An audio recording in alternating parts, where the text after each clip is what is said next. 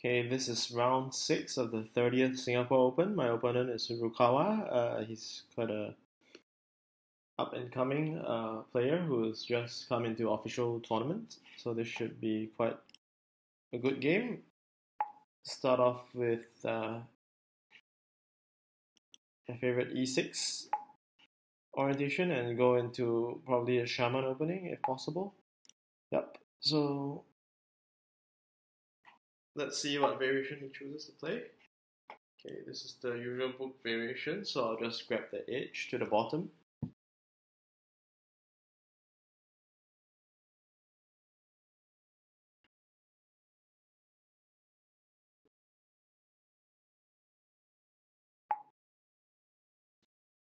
Then applying a head and tail theory.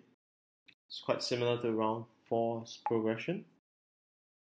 So this is somewhat different. We'll take one disc into the center with the diagonal cut, and then try to follow up with potentially f5 to just keep to my side of the board.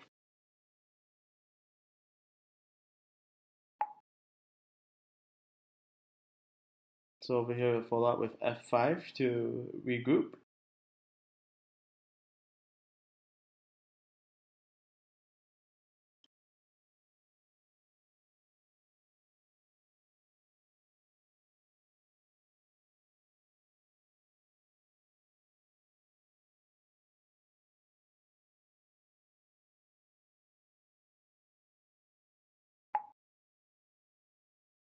So he's taken a move to the left, just chipping one disc. We'll jump into the center over here in anticipation of maybe a response to a6 followed by a4. Alternatively, if he goes below, we'll just form a pair over here.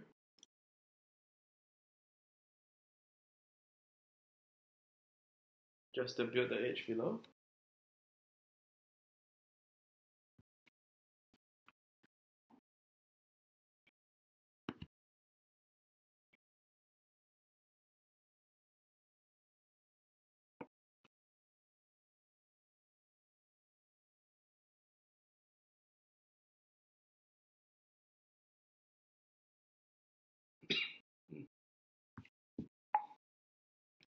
So he's jumped in, so I'll just grab the edge. Just an exchange of tempo.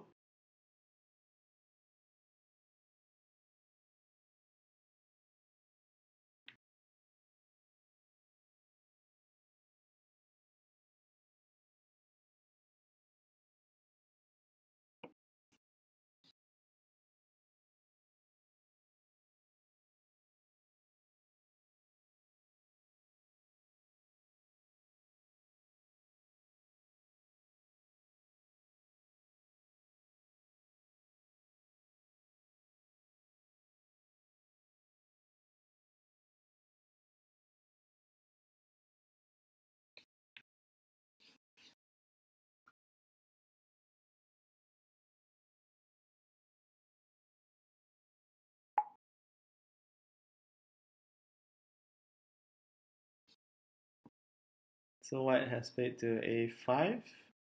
So right now, probably I hope to have access to either c7 or d7. And also looking at the move that he's having, which is g4 or g5. So one way to actually force him to form an unbalanced edge to the left is to actually just jump into a6 over here, because if he were to play somewhere else, then I would actually be able to capture a4 and gain tempo. So let's go with a6 over here.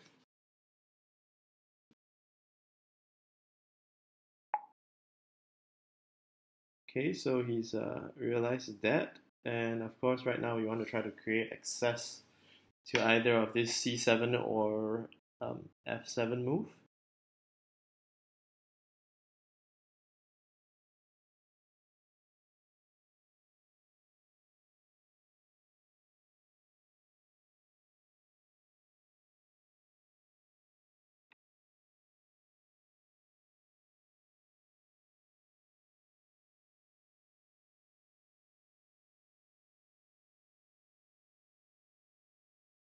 So over here, I'm going to go along with playing a3.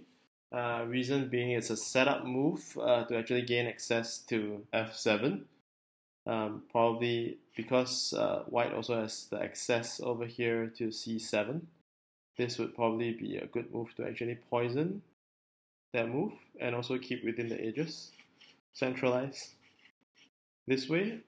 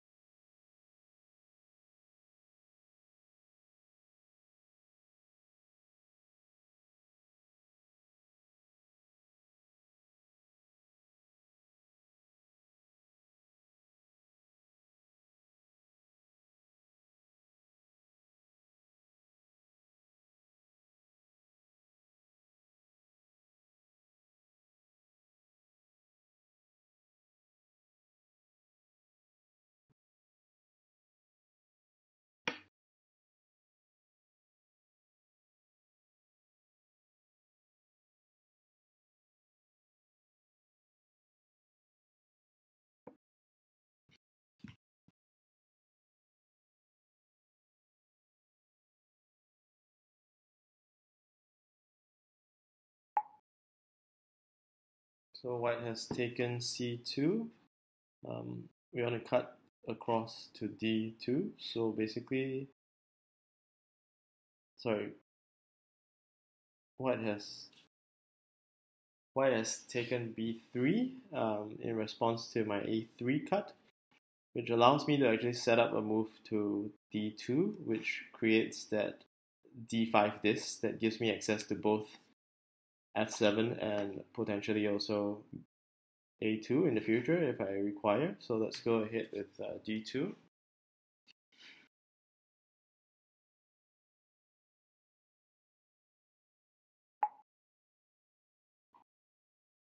So white has contacted the cutout.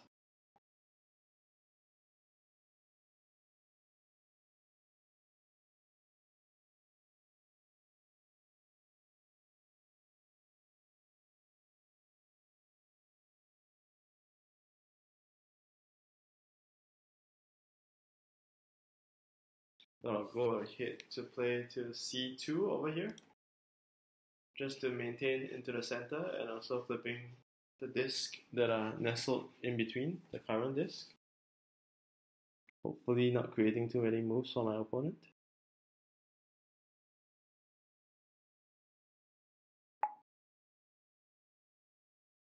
Okay, so now we want to jump in to d1 and let him form that probably potential edge that can be fed an unbalanced edge.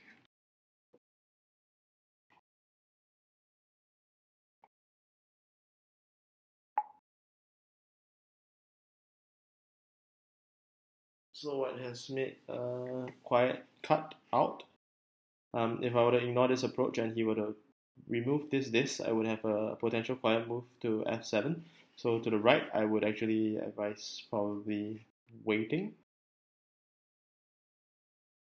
And over here, he has ignored the tempo for the edge approach. So I could either take the move over here to b1, which is grabbing the edge, or I could just extend the edge by actually playing f1 that jumps back, anticipating a feed for the edge.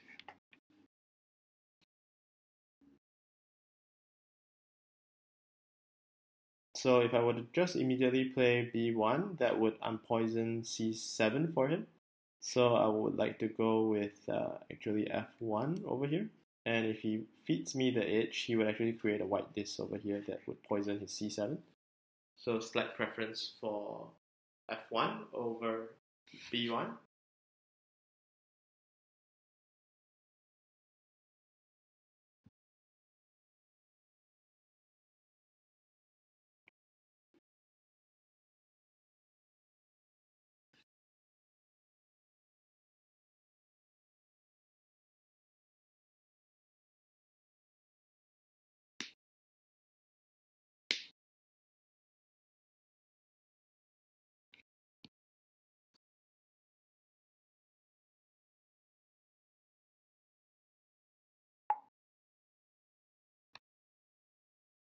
So white has played into quite a daring x square.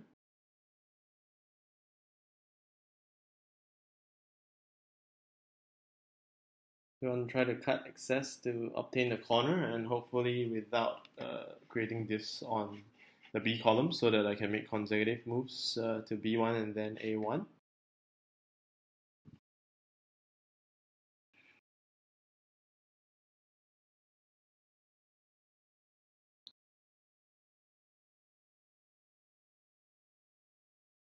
So an immediate option I can see is probably to just maybe play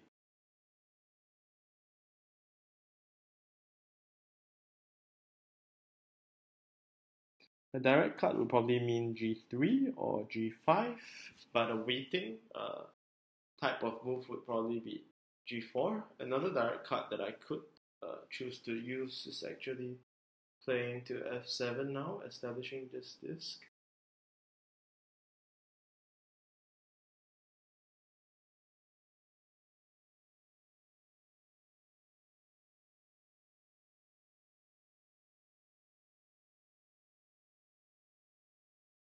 Let's go ahead with F7, which creates a concrete disc to F6 that gives me access to the corner and doesn't really open up more new moves to my opponent, potentially.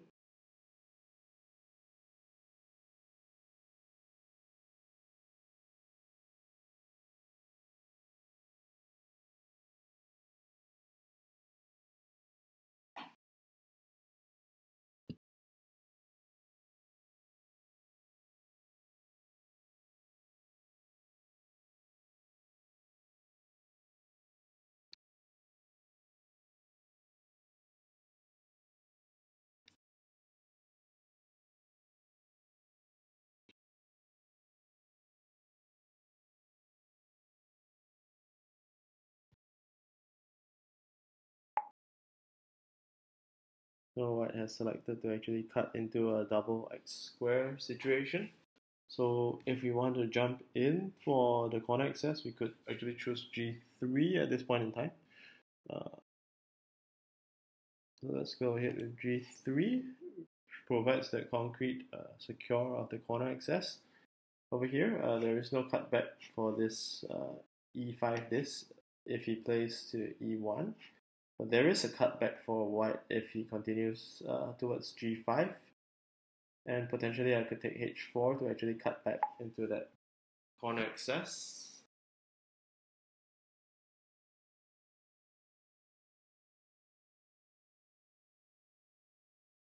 So here I want to just jump in to block this good move for white into the center. And also secure one more disc that provides the corner access.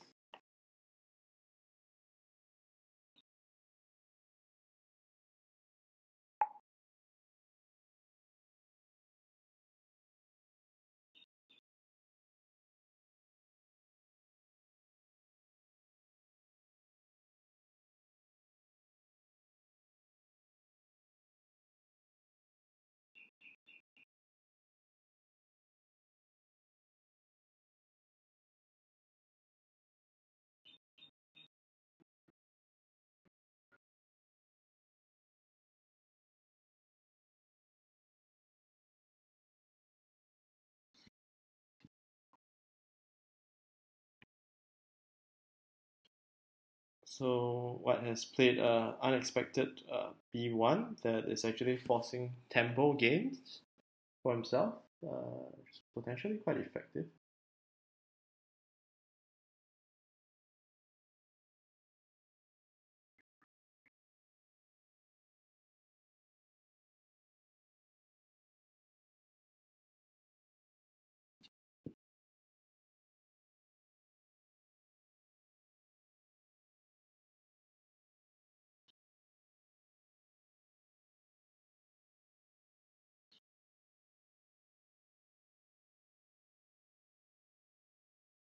So recognizing the fact that I do have the bottom right corner, I'll just try to make use of it to try to overcome tempo that white is actually trying to force across.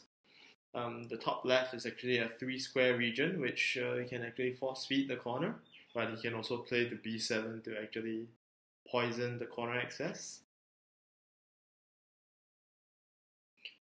Probably the response from white would be either to h4 or h5.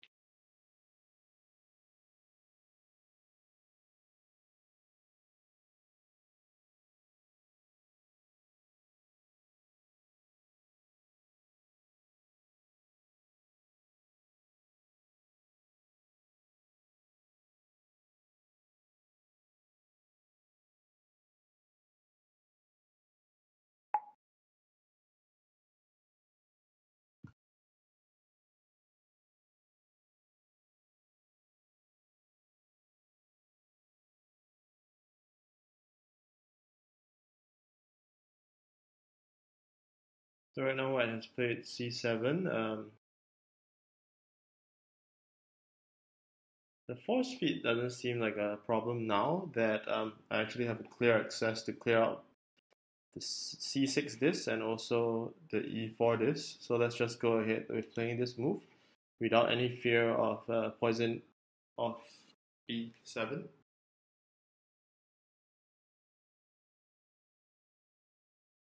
So over here, white clearly has a slight advantage in terms of tempo due to the gaps of spaces that I've opened up. So this is probably going to be a bit of a fight for white's tempo and black trying to achieve an overwhelming win across by just sweeping as many discs as possible in the endgame while retaining tempo.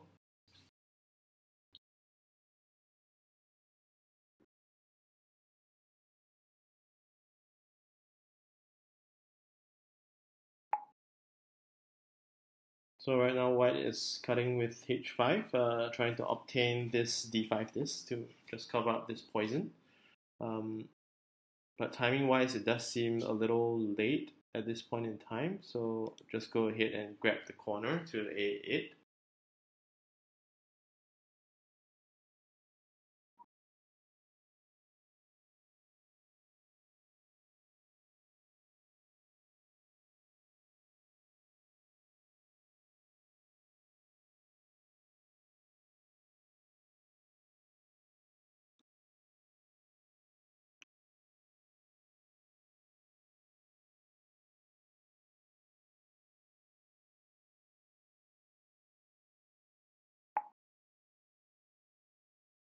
So over here, I'll just go ahead. White is approaching the top edge. Just grab this particular square over here, which is more interior and also making a quiet move, flipping 3 discs, 2 directions. Yeah, and basically poisoning the connecting this h4 move to this disc that he just played to e1.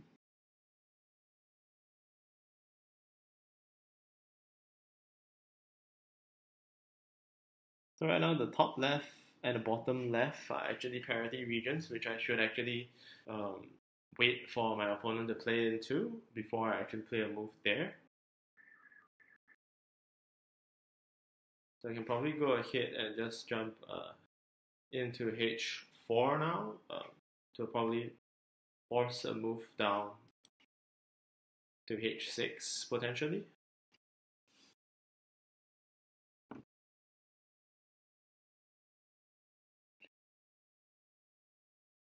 So, yep, white is jumping into h6, which is basically for parity.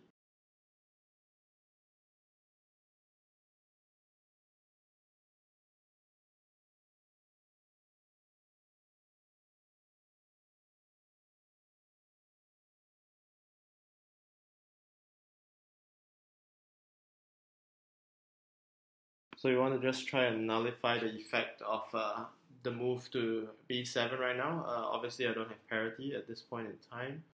Um,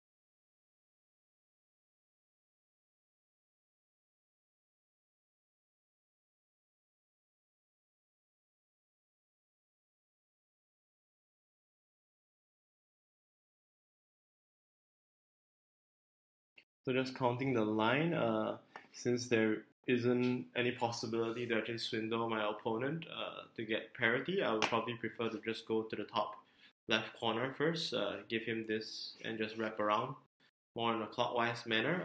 The bottom two regions are actually parity regions, so the sequence should be forced and the line should be forced towards this direction. So he's probably going to jump into A2 in response, followed by my corner, and then try to push for more stable this way. Yep. So we'll go for the corner to the top right. Probably going to lose parity over here, but going to try to nullify the effect to the bottom for of parity and just try to win with overwhelming discount. So by going that sequence down, even though I do lose the second row in exchange, connecting this line, it's a potential move for me to actually capture more disk this way. So I guess white should actually jump in over here.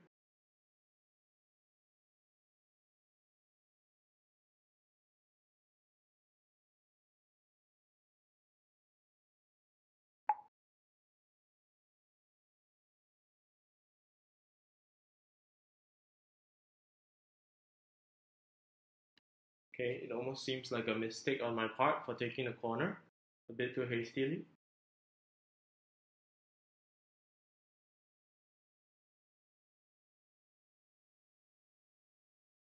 So this is probably my best bet at this point in time.